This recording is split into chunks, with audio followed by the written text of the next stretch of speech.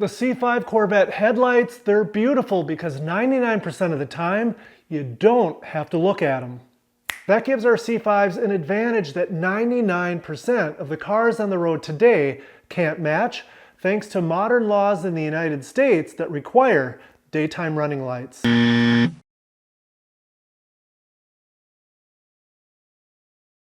But our beloved C5s are now all at least 21 years old, and since their headlights require them to actually flip up in order for them to work, like any other mechanical device, they're subject to wear and tear and deterioration, and that leads to the inevitable. One day, if you own your C5 long enough, you'll go to turn the light switch to command the headlights to come on, and they will refuse.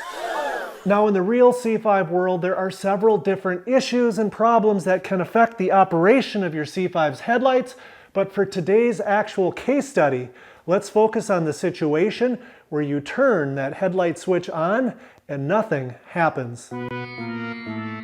Now, the first step in diagnosing it, to state the obvious, is, of course, to try to start the C5. Assuming your C5 starts and assuming you're in a time crunch because you have somewhere you need to be,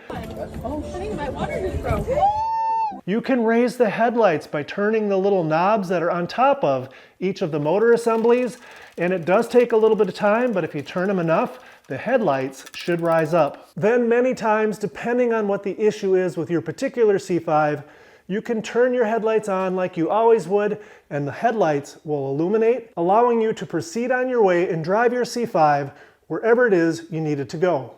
Recently, this happened to my friend Brian's C5 Z06, so he brought his car over here to my shop, and here's how we diagnosed and fixed his issue.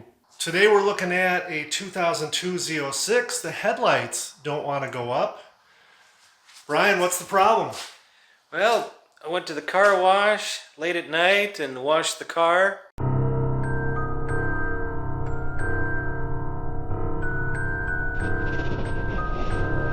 And then as I was pulling out of the car wash, I decided to get gas across the street. So I put on the headlights and then I flipped them back down really quick. And I think something in the steering column didn't like that, or there was water somewhere and it didn't like the water. Well, hopefully it's not the water, because that would be the module, which is up in the front end. This is the piece that you pull off. It's actually mounted right below the headlight there. You kind of have to reach underneath there with those two bolts, take the whole unit off. The back cover on this is always popped up. It's just the crappy design that GM used. This cover is actually warped. It doesn't seal, they get water in them, whatever. And so this is the circuit board I pulled out. I think that's my issue. Or the motors. Why don't you go ahead and try to turn them on? Let's see if maybe they'll pop up today and this video will be over before it starts. That'd be awesome.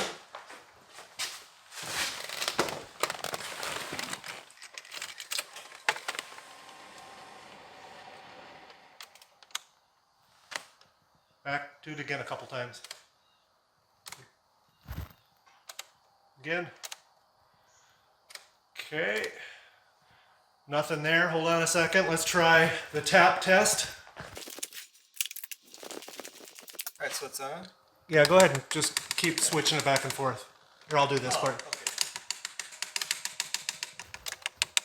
Sometimes by tapping on an electrical component, if it's, kind of marginal, sometimes that'll get it to work and kind of confirm your diagnosis, and we did not have such luck.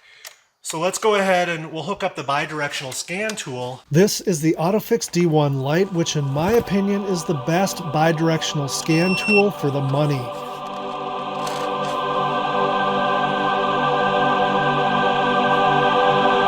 We're going to jump into control units, then body control module, active test, then light test, and finally daytime running lamp headlamps.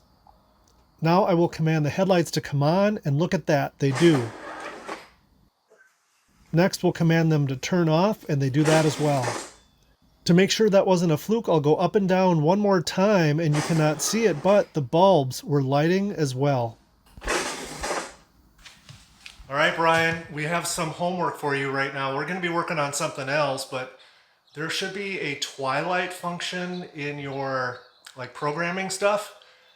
I don't know if you have the owner's manual or not, but through the help of Google or my owner's manual, let's set your twilight function to on, and we'll make it really dark in here. And the idea is it automatically turns the lights on without that switch. So since the scan tool can turn it on, if the twilight function can turn it on as well, because that doesn't turn the switch, then we've kind of further confirmed that it's a bad switch. Plus, that'll give you a short-term solution to being able to drive at night without having to use my scan tool. Sounds good. All right, sweet. As it turns out, for some reason, GM decided not to include the Twilight Sentinel function in C5 Z06s that were delivered to the United States of America. However, C5 Z06s that were delivered north of the border to Canada did have this function. So for everybody's benefit, except for the C5 Z06 guys in the United States, I'll demonstrate on my C5 how to enable the Twilight Sentinel function, and since it is dark enough inside the cockpit, as soon as I enable the function, the headlights should pop up. Step 1, turn the ignition on but don't start the engine, and then hit the options button, and then hit it one more time where you will see Twilight. Then simply hit reset to activate it, and I'll hit reset one more time to deactivate it. In the GM service manual, there is a wiring diagram that shows the circuit operation for the headlight door motors. There is some variance year to year, but generally speaking, it consists of the following components: the headlight/turn signal switch and wiring, fuses, relays, and circuit breakers, the headlight control module, these are getting kind of expensive and hard to find by the way, and of course the driver's side and passenger side headlight door motors. The beauty of the relatively simple bidirectional test that we did with the AutoFix D1 light, which by the way can be used in much the same way to bidirectionally diagnose your power windows, door locks, your gauges in the instrument cluster, your horn, your power seats, and many other circuits within your C5, is that with one simple test, we basically eliminated about 90% of the components that are in the headlight door motor circuitry from being the potential culprit.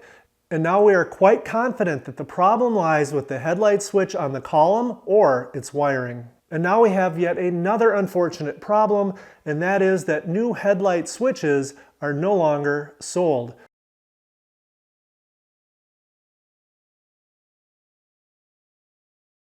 But fortunately, Brian found a guy on eBay that has the solution. Simply send him in your old broken headlight switch and he'll send you one that's fully tested and operational, and that's exactly what Brian did.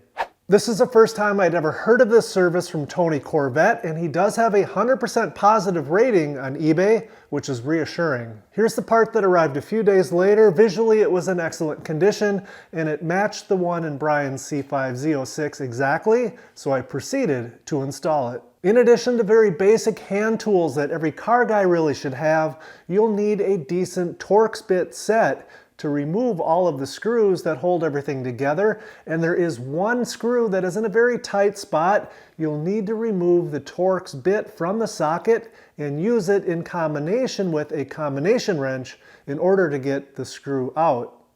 And there is one other odd screw you have to remove. It's kind of rare. It has a male Torx end on it like this, so you're going to need a female Torx bit socket in order to remove it. And I've included links below to both the regular Torx bit sockets and the reverse Torx bit sockets in case you want to purchase them before replacing your headlight switch. Provided you have the tools that I mentioned, the actual removal and replacement of the multifunction lever is not that difficult. I'd give it a 4 out of 10 on my very subjective difficulty scale. Unfortunately, I did not have time to make a detailed video of the replacement of the headlight switch, but here's a video right here that I think you'll find very helpful to watch before and during the installation of your headlight switch. Fortunately, the refurbished part from TonyCorvette works flawlessly, and Brian is a satisfied customer and will remain so long as the headlight switch and turn signal switch works for the next several years. Alternatively, Brian could have purchased a used switch from an automotive recycler, and that may or may not work out well. And I've seen some guys have even disassembled the switch itself and repaired the contacts inside. If you replaced your headlight switch on your C5, If so, let us know in the comments below which route you went and how that worked out for you. That's going to do it for this one, guys. I have included a link to the super handy and useful AutoFix D1 Lite bidirectional scan tool in the description below. If you learned anything from this video, tap that thumbs up, consider subscribing, and most of all, thanks for watching.